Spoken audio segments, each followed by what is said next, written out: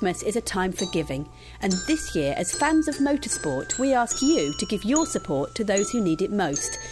Recent events have left hundreds of young people orphaned, bright young things left homeless and destitute, the Honda F1 team cruelly left on the streets. And not the streets of Monaco either, just some cold, wet streets in the Midlands. If you have £1 and £300 million, please give generously.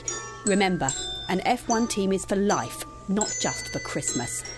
And that goes for you too, Renault and Toyota.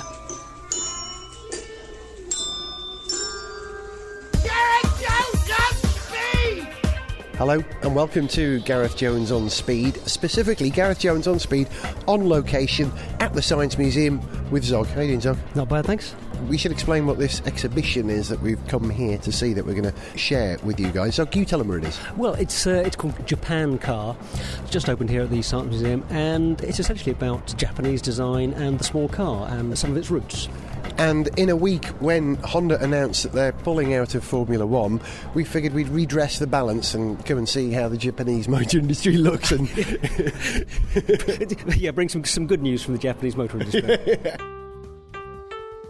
The first part of the exhibition is very interesting. A black room, a very quiet black room, and Zog and I are the only people in here, with some bonsai trees standing around and some shapes of, well, the kind of car-like shapes. They're kind of, sort of car-like jelly moulds, or sort of jelly mould-like models. Yeah, your loaf of bread-sized models of cars. Yeah. Representing some of the Japanese car designs that we're going to see in this exhibition. So rather than stand around enjoying the stillness and the oneness and the zen of bonsai, like calm, absolutely. Let's go and enjoy some cars. Okay. Aha. Here's some Japanese cars, and appropriately enough, they're all absolutely white, which is Japan's official racing colour, and I believe more white cars are sold in Japan than any other colour. I think in Britain it's blue, but it's probably silver these days. And the first car in the exhibition, I'm in a room, I should explain, with 6 cars in a row, 3 either side. They're all white. The walls are mostly white. It's a bit like something Yoko Ono might have come up with. First car on the right, the first one you see, is the new Toyota IQ, which I haven't seen in the flesh yet.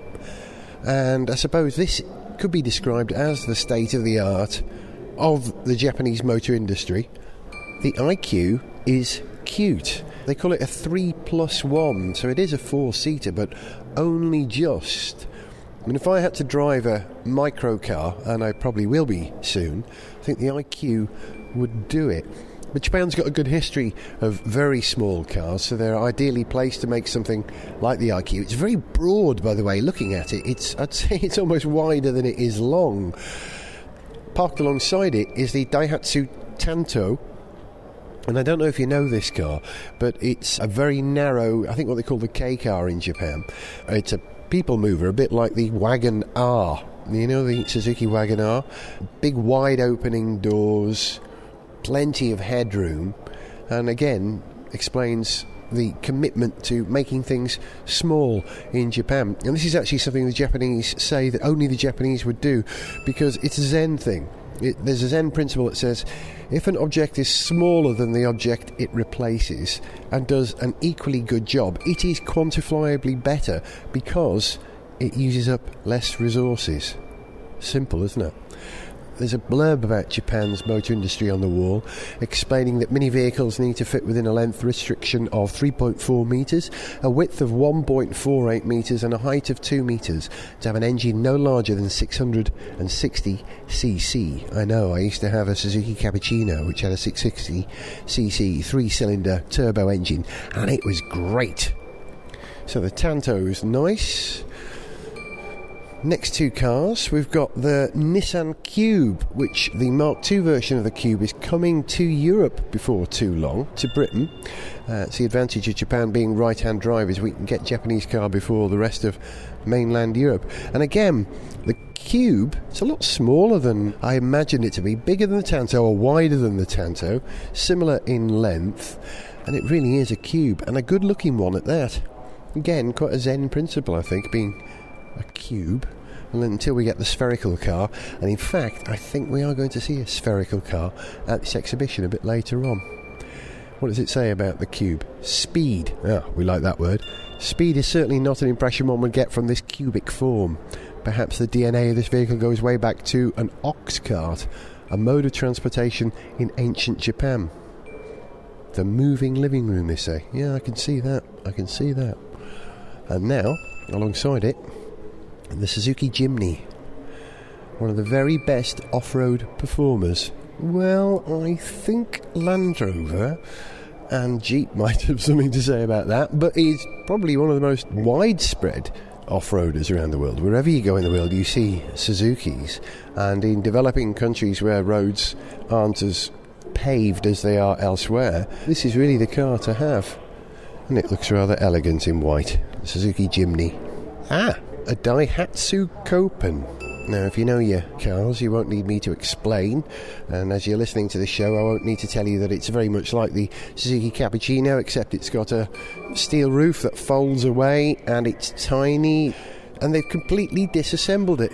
How many parts, Zog, does it say? It doesn't. I'm guessing a couple of thousand, isn't it? It's got to be. It's nice to see it laid out like this, actually. What we've got is the body shell mounted up at an angle of about 30 degrees.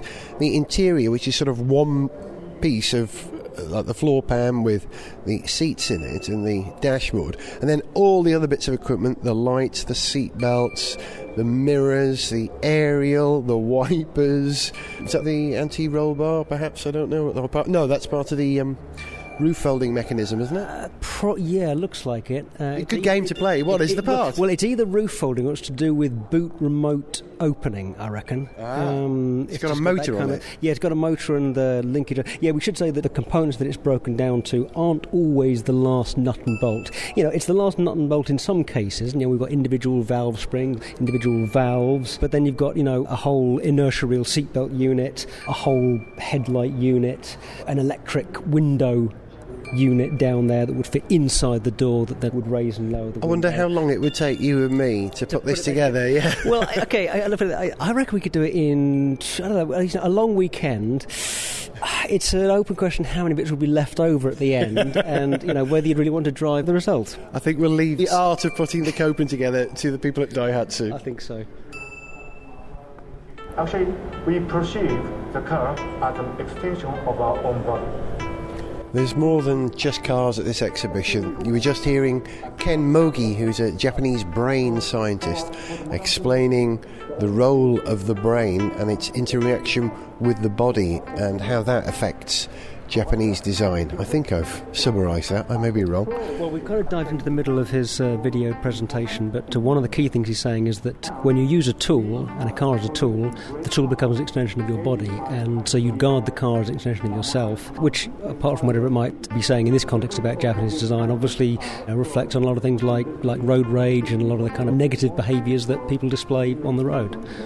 Good point, that it's not necessarily the roads that generate those behaviours of the people, it's the inherent behaviour of the people being amplified by the vehicle that they're in, that tool. And a complex interreaction of environment and our programming, our cultural conditioning, all kinds of things. Good exhibition. We came in thinking about cars, now we're talking about psychology. Very good, very good. Now then, the first car in the exhibition which isn't actually white is a Honda FCX Clarity. A fuel cell car. This is the world's first, do we call it production fuel cell car, which is leased in America these days. And just from the point of view of what it looks like, well, it's a very deep maroon colour, so it really does stand out in this almost totally white environment. There are a couple of other things in here in terms of colour in the room, and that is sort of cardboard brown. The barriers which separate the white areas in which the cars sit from the public are made out of sort of giant toilet rolls, I suppose they are, cardboard tubes mounted on tripods made of giant wooden chopsticks, Japanese chopsticks with pointy ends. So it looks a bit like the inside of the store Muji. If you've ever been to the Japanese store Muji, apparently one of the people who set up that store was instrumental in setting up this exhibition. That's perhaps why it looks like a Muji. But here's the FCX Clarity. Yeah, handsome. They've stuck with the optimum shape, they say, for aerodynamics, that kind of high tail that you see on the Prius these days, and not an unattractive car at all. And actually, in this deep dark colour, it has a look of kind of limousine-ness about it. Do you know? It's actually quite upmarket. You can't buy it, you can only lease the car. Let's see, what will it do? Maximum speed 180 kilometres per hour, and will travel 620 kilometres on a single tank of hydrogen, providing you can find somewhere to recharge. But with 620 kilometres, you can probably get back to the nearest one if you plan your journey. Very nice. The fuel cell, of course, a Welsh invention. I'll say that again, a Welsh invention. It generates electricity through a reaction between hydrogen and oxygen, which it gets from the atmosphere, I would imagine. The electricity generated is used to power the car, an electric motor. And apparently the hydrogen tank in the FCX Clarity can be filled at a hydrogen filling station in about 4 minutes, which is probably a lot quicker than the time it takes to fill up my Toyota Sora with petrol.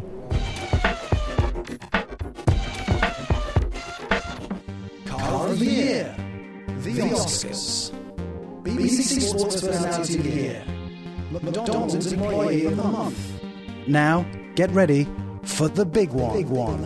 The Gareth Jones on Speed Awards 2008. The only podcast-based motoring awards where not only do you pick the winners, but you choose the category too. So, got any suggestions? Cigarette Lighter of the Year. Motorsport Disappointment of the Year. Best use of the colour yellow in an interior trim. Send your nominations and category suggestions to awards@garethjones.tv. The Gareth Jones on Speed Awards 2008. Gareth Jones on Speed, more innovative than the Shanghai Automotive Corporation and a lot less Chinese. Gareth Jones on Speed at the Japan Car Exhibition at London Science Museum. Inscrutable. Zog's messing with a display here. Perhaps you can explain what you're doing, Zog? I'm putting little squares of plastic underneath a camera, and it goes like that, goes bling, and there we go again. And then it shows me which part of the big photograph that little square came from. And it's done it so far with 100% success. Everyone I've put under there has worked. And then above that, we've got a little video display that is demonstrating how the same kind of image recognition technology is picking out of a real-time video feed, how it is recognising in that video image road signs. So we've got a forward view from a driving car, driving through traffic, driving through city streets, and within sort of a second or two of each road sign coming into view, whether it's a speed limit sign, 40 there, or a watch out for pedestrians crossing sign that we just saw there, or a no parking or a no U-turn, these signs are being recognised by the system within a second or two, which is very, very impressive.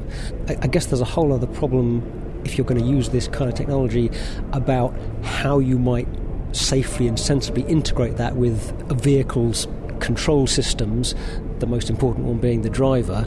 But the fact that you can do that recognition has got to be a good thing. It's interesting that the Japanese are looking at this kind of technology. I remember being in Japan many years ago, probably 10 years ago or more, and everybody had sat-nav even then. And I remember thinking that was extraordinary.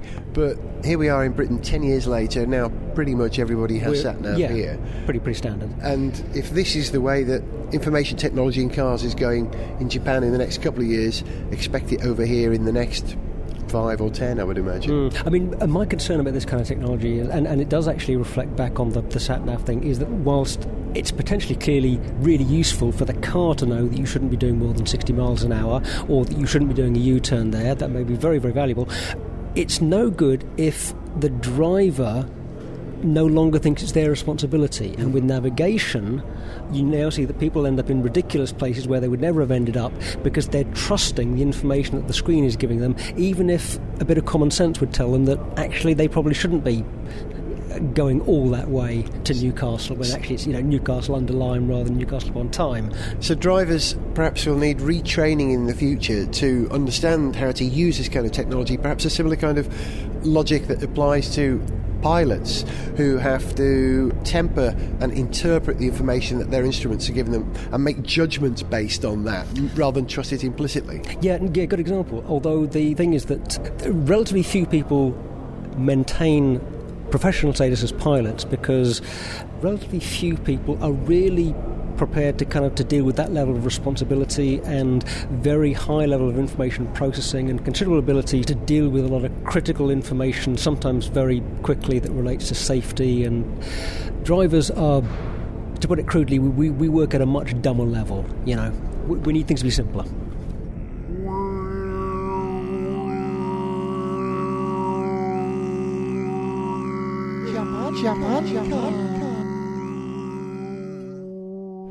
This next gallery seems to be looking at alternative fuels and Japanese cars of the future. Parked next to the Clarity is the Mitsubishi Miev, or the iMiev in this case, which is an electric version of the Miev. Now, I think it's called the Mitsubishi iCar in this country. I believe mid-engined, and a very attractive little car. I don't know if you've seen the images of Gordon Murray's new city car. Well, I think the basic premise of that shape is already with us in this car. Now then, let's see. It says, we finally have an electric car ideal for ordinary driving. That much is true. The key technology behind it was the battery system. We can thank mobile phones for getting that right. The iMiev can be easily charged from a domestic power supply, although try getting it into your living room to plug it into the wall. 7 hours of charging from a 200-volt mains connection gives it a range of about 160 kilometres. That's plenty for everyday use, as they say. And this is the typical city car of the future. Before we came in here, I was explaining to Zog how excited I was about the prospect of an electric Mini, because that would do me great for all the little shuttle journeys I have to do in my neighbourhood with my children these days. But the trouble is, that car is only a 2-seater, whereas this, the iMiev, would do it. It's a very generous 4-seater. And parked next to it is a plug-in HV, so it's an electric Prius, by the looks of things, Zog. Yes, it is, isn't it? Yeah. Plug-in HV. What does HV stand for then, I wonder? Hybrid vehicle, HV. And it's got nice design down the side. It's a sort of a slight relief. The car's completely white, but it's got this different shades of white. Different shades of white pattern, almost like a floral pattern down the side, lotus leaves perhaps, I don't know, which is quite nice actually. Looks like a shadow cast on it, doesn't it? It's kind of Tokyo interpretation of Laura Ashley. Laura Ashley, yes.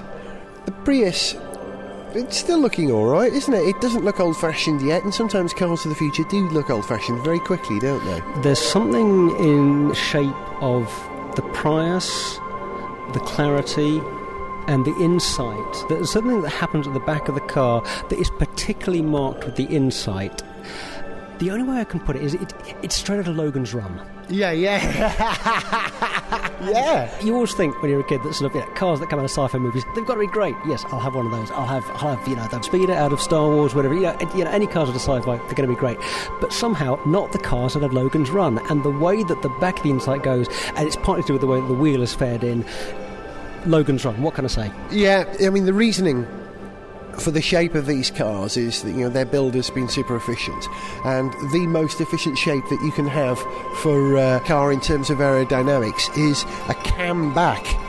And so you have cars which are allegedly very efficient aerodynamically, have this distinct teardrop shape, but with a bluff rear end, a cam back. Is it cam back? Yeah, the bread van rear end, if you want to go the sort of the Ferrari Le Mans reference way.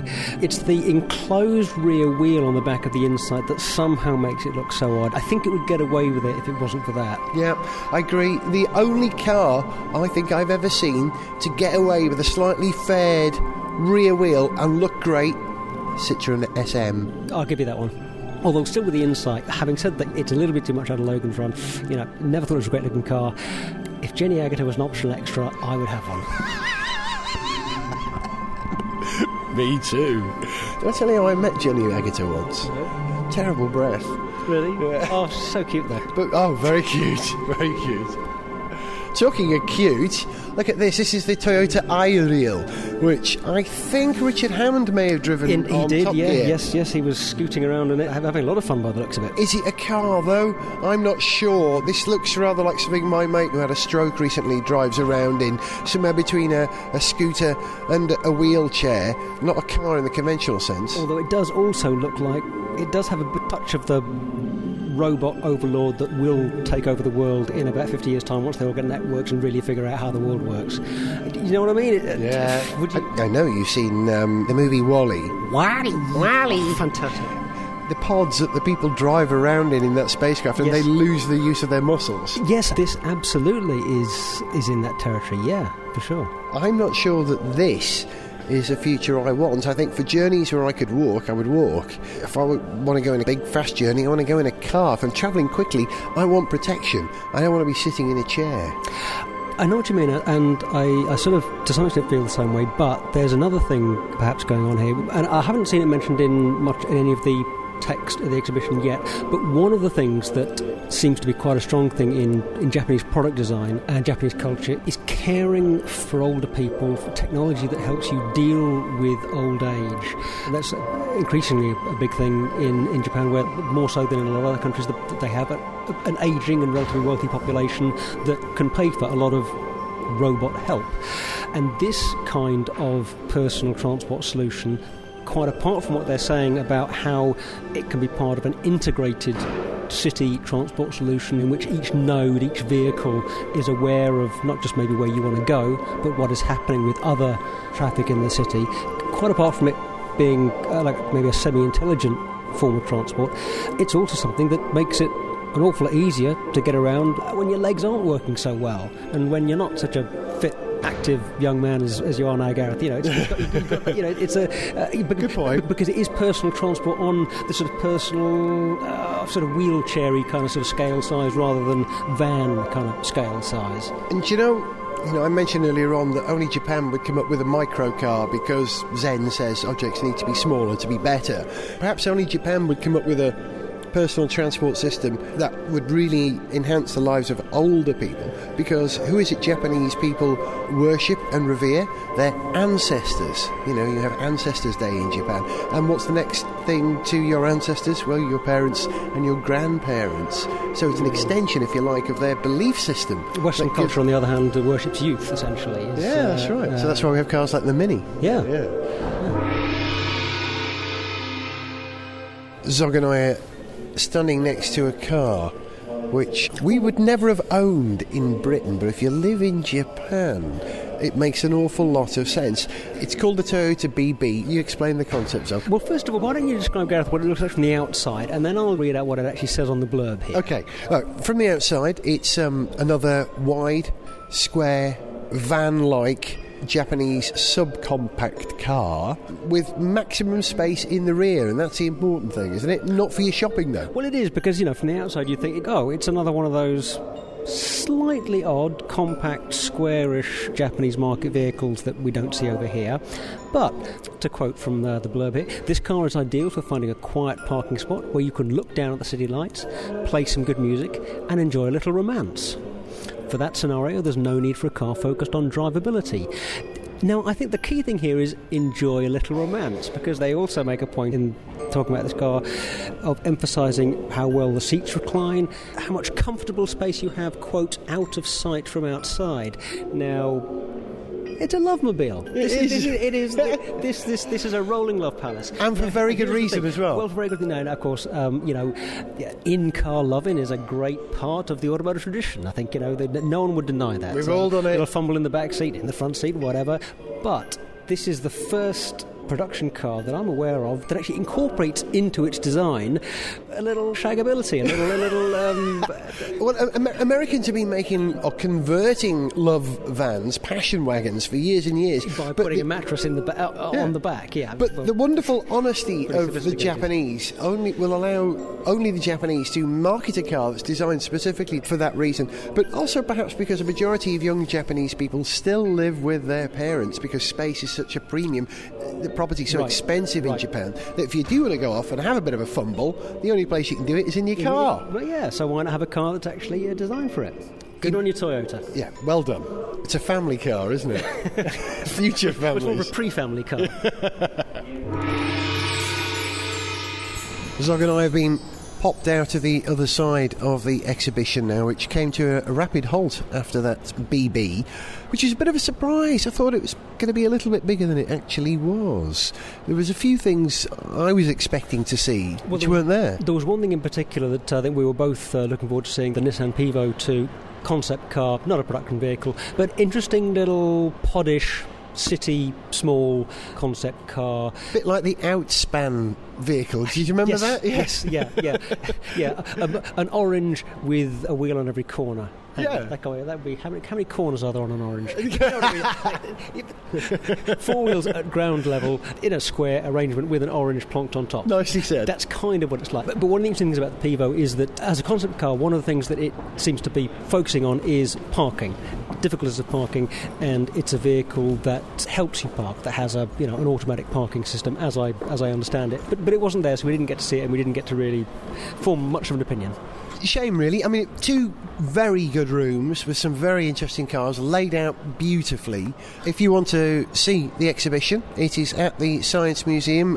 Check the Science Museum website to find opening times and when it's here till. If you like cars, I think you'll enjoy it, but could it have been a little bit bigger ultimately? Yeah, could have been a little bit bigger, and it's maybe an exhibition that you'll get slightly more out of if you're really not very familiar with, I guess, the kind of current generation of small Japanese vehicles, because although it does get into some of the roots of some aspects of Japanese car designs and some of the cultural underpinnings of Japanese attitudes to car design, it's not really getting to things in a lot of depth. It's not going super deep into things, is what I'm saying. But if you're a fan of cars, as we are, and you're thinking of coming to London to have a look at the wonderful Science Museum, which is probably the greatest museum in the whole world, in my opinion, maybe with the exception of the Smithsonian, which I quite like too.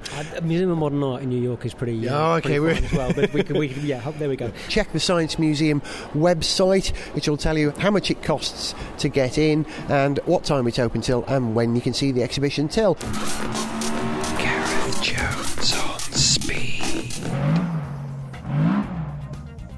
That's just about it for this episode of Gareth Jones on Speed. Thanks to Andrew Marcus at the London Science Museum. Before I go, there's a few things I need to mention. Did you know that we've got a YouTube site? To find it, go to YouTube and search GJ on Speed. We'll be posting an exclusive piece of video from this year's Johnny Herbert Kart Challenge there very soon, and we'll have a full report from that event in the next edition of the show.